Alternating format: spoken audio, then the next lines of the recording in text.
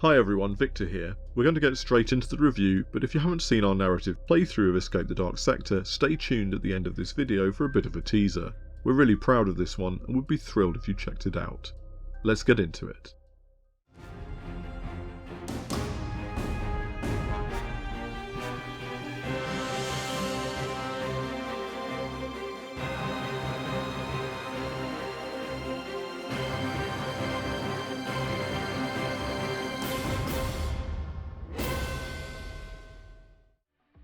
Subscribers to our channel will already be familiar with Themeborn's Escape the Dark Castle range, a game that transported players to its gothic setting to confront traps, monsters and plague in a daring escape from monstrous foes.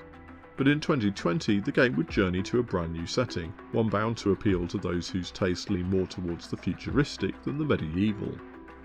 Like Escape the Dark Castle, Escape the Dark Sector is a light cooperative game focused on atmospheric storytelling as your group journeys through a random arrangement of chapter cards, defeating adversaries and hunting for loot to aid your escape.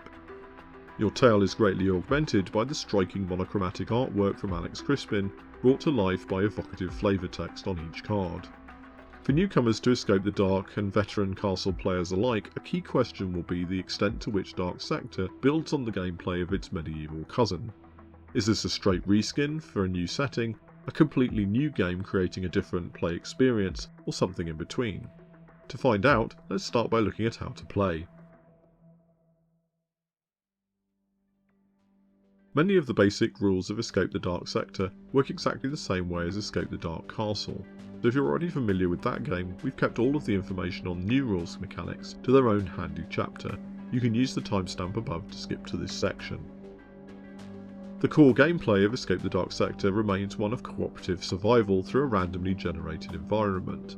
Players each select a character, granting them access to a unique die with a particular distribution of results indicated on their character card.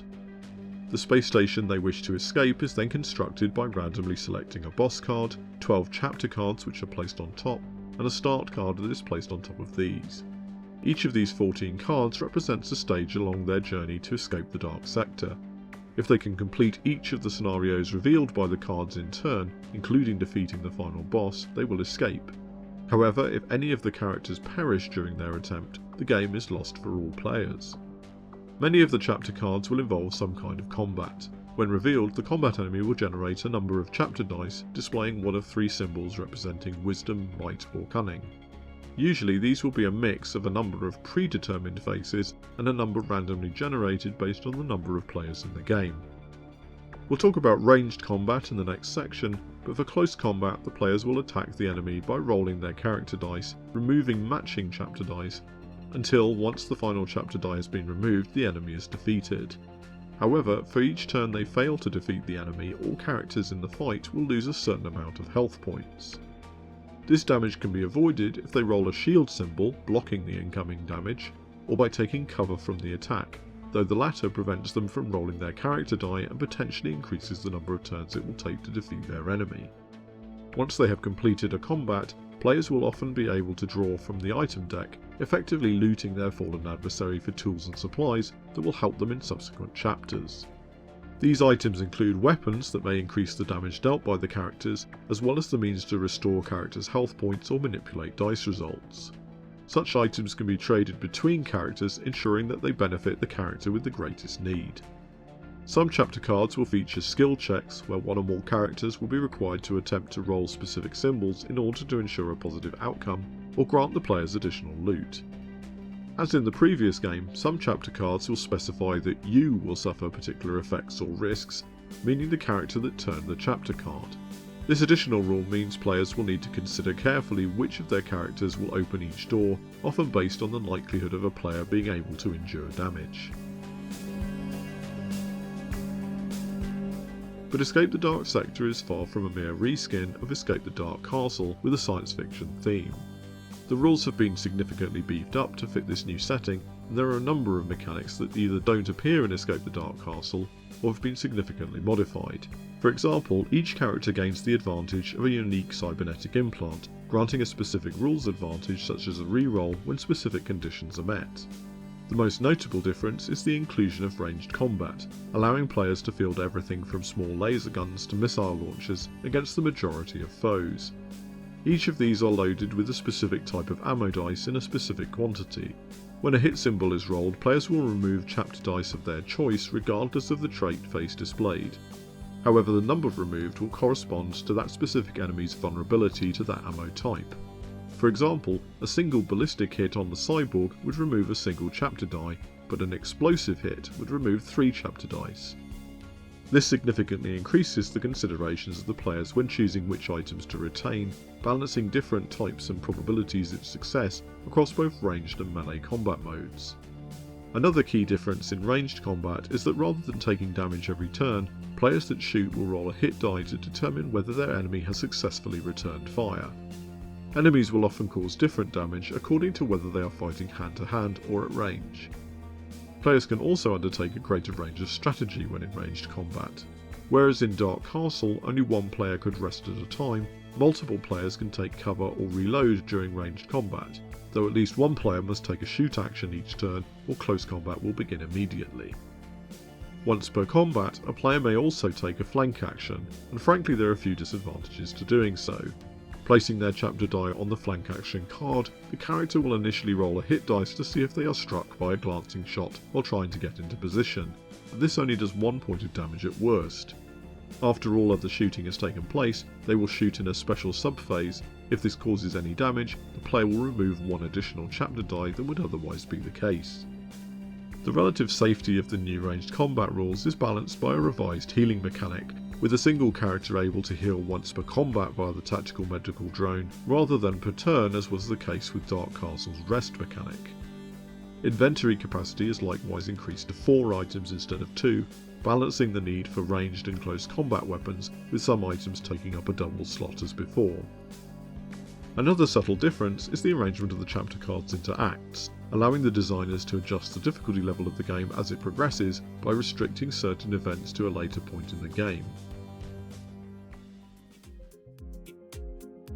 The effect of all this is a game that retains the look and feel of Dark Castle, but that gives players a greater breadth of choice and agency throughout their escape. As much as we love Dark Castle, it struggled to make combat against different adversaries feel meaningfully different, and often came down to whether you could balance the opportunity to rest with the need to attack. Now players choose whether to fight at range or move into close combat, what balance of ammo types to retain, who is best placed to flank. Characters in ranged combat can stay in cover indefinitely as long as someone keeps shooting, enabling the group to protect players that have endured greater damage earlier in the game. When I reviewed the Dark Castle Collector's Box, there were a number of components I noted would have been welcome in the core game. It is notable that several of these are indeed present in the Dark Sector core box, a fact I promise I didn't know at the time. Greater prologue options, for example, give your adventure a more variable starting position. The epilogue cards round out the story for good or for bad. It really feels as if the designers have taken everything that was learnt from Dark Castle's releases and created a game with extra depth and polish. But the obvious consequence of this evolution is complexity. A major strength of Escape the Dark Castle was its simplicity, a dungeon crawling game with a simple dice mechanic that was quick to explain to even the most casual board gamer. Dark Sector is still far from the most complicated game out there, and for someone like me its additional features simply add richness and replayability to a core rule set that could, on occasion, feel a little repetitive. I am certain, however, that there will be gamers who will miss the comparative ease with which Dark Castle could be brought to the table. Some of the new additions to the rules are also ripe for further diversification.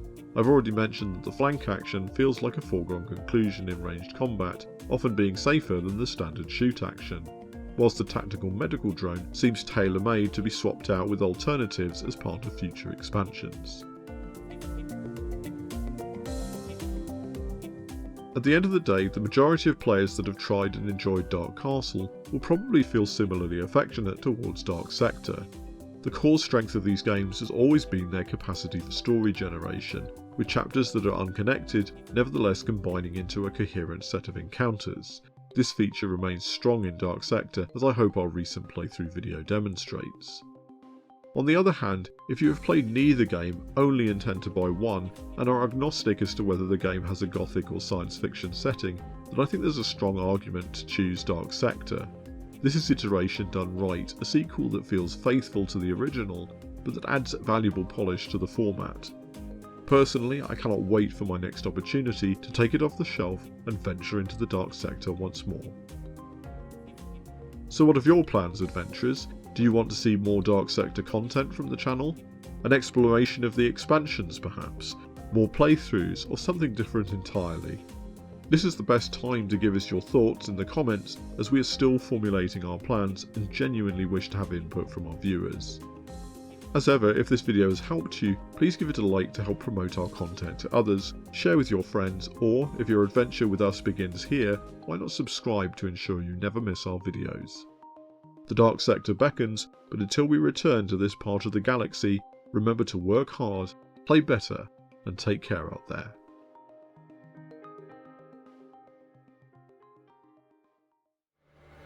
In the heart of a space station filled with dangers, strange encounters and deadly adversaries, 3 prisoners embark on a desperate escape.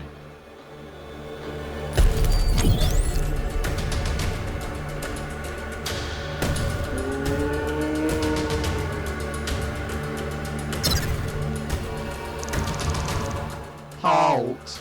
Prisoners, you will not escape. Abbott, we don't have time for this.